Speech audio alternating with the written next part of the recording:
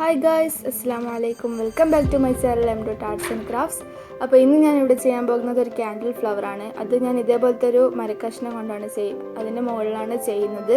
അപ്പോൾ നിങ്ങൾ എല്ലാവരും ചെയ്യുമ്പോൾ ഏകദേശം ഇതേപോലത്തെ പീസ് എടുക്കാൻ നോക്കുക. ഇങ്ങനെ നല്ല കൊമ്പുകളൊക്കെ ഉള്ള പോലത്തെ പീസ് എടുക്കാൻ നോക്കുക. എന്നിട്ട് അതിന്റെ മുകളിൽ പെയിന്റ് ചെയ്ത് കൊടുക്കുക. നിങ്ങൾക്ക് ഇഷ്ടമുള്ള കളർ പെയിന്റ് ചെയ്യാം. ബ്ലാക്ക് ചെയ്യുന്നതായിരിക്കും കൂടുതൽ നല്ലത്.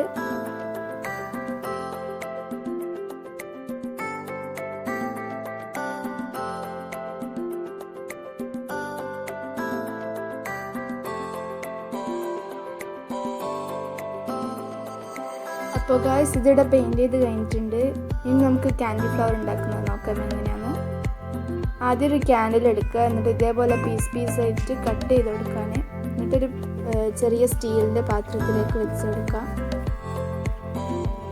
ഇനി ഒരു പാത്രത്തിൽ വെള്ളം വെച്ചതിന് ശേഷം അത് ബോയിൽ ചെയ്യുക. ബോയിൽ ചെയ്തതിന് ശേഷം ഇത് അതിലേക്ക് ഇട്ട് കൊടുക്കുക. പിന്നെ ക്രയോൺസും അതിലിട്ട് കൊടുക്കുക. നിങ്ങൾക്ക് ഇഷ്ടമുള്ള കളർ ക്രയോൺസ് ഇടാവുന്നതാണ്. ഇതേപോലെ നന്നായിട്ട് മിക്സ് ചെയ്ത് കൊടുക്കണം.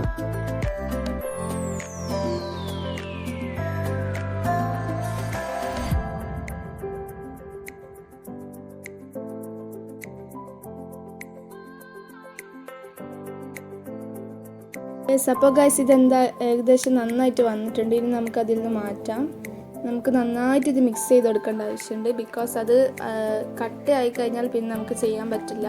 ഇനി അഥവാ കട്ടയായിട്ടുണ്ടെങ്കിൽ വീണ്ടും ഒന്നും കൂടി ചൂടുവെള്ളത്തിൽ നേരത്തെ ചെയ്ത പോലെ ഒന്നും കൂടി ചെയ്താൽ അത് വീണ്ടും ഒരുക്കുന്നതാണ്. ഇതേപോലെ ആദ്യം ഐസ് വാട്ടറിൽ കൈ ഡിപ്പ് ചെയ്യണം. അതിനുശേഷം ഇതിലേക്ക് ഡിപ്പ് ചെയ്തതിന് ശേഷം ഇതിൻ്റെ മുകളിൽ ഇങ്ങനെ പിടിച്ചാൽ മതി. കുറച്ച് നേരം പിടിക്കേണ്ടി വരും.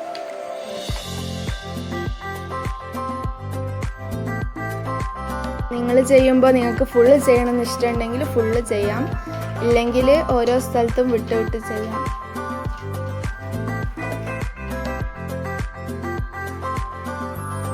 പിന്നെ ഒരു കാര്യം കൂടിയുണ്ട്, നിങ്ങളിത് ചെയ്യുന്നതിന് മുമ്പ് ഇതിൻ്റെ ഉള്ളിലുള്ള ക്യാൻഡിലിൻ്റെ തിരി ഉണ്ടാവുമല്ലോ, വൈറ്റ് തിരി ഉണ്ടാവുമല്ലോ, അതൊന്ന് മാറ്റേണ്ടതാണ്.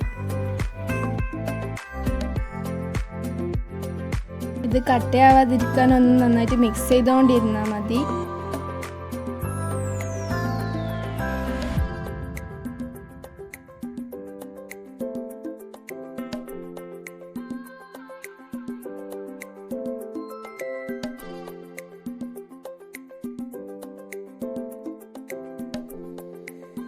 ഈ 3 വിരൽ വെച്ചിട്ടാണ് ഇത് ചെയ്യുന്നത്.